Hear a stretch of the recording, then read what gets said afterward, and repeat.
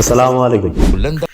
সারা পৃথিবীতে যতগুলো যুদ্ধ দীর্ঘমেয়াদে আমেরিকার সাথে হয়েছে, আমরা দেখবো যে দীর্ঘ সময়ের যুদ্ধগুলো আমেরিকার রেজাল্ট নেগেটিভ। তার মানে আমেরিকা এই যুদ্ধগুলো থেকে পিছু হাঁটতে বাধ্য হয়। যেমন ভিয়েতনামে যে যুদ্ধটা হয়েছিল 1955 সালের দিকে শুরু হয়েছে, 20 বছর চলছে, 75 পর্যন্ত। উদ্দেশ্য ছিল যে দক্ষিণ ভিয়েতনাম ওইটাকে কমিউনিজম থেকে রক্ষা করতে যাবে। শেষে দেখা গেছে দক্ষিণ উত্তর সব ভিয়েতনাম এক হয়ে গোটালটা কমিউনিজমের মধ্যে চলে গেছে। তারপরে এই যে সাম্প্রতিক ইরাক, আফগানিস্তান, এই যুদ্ধগুলো প্রায় 20 বছর ধরে চলছে এবং প্রত্যেকটা যুদ্ধ দেখেন আমেরিকার যে ল্যান্ড ফোর্স বলি, এয়ার ফোর্স বলি, সব বাহিনী আস্তে আস্তে পালাইছে। কারণটা কি?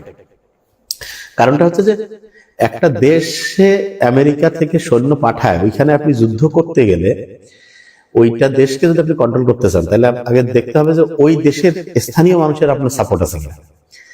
ভিয়েতনাম যুদ্ধেও সাপোর্ট ছিল না, ইরাক, আফগানিস্তান এগুলো তো নাই, এবং ইরানে যে এখন শুরু হয়েছে এই যুদ্ধে তো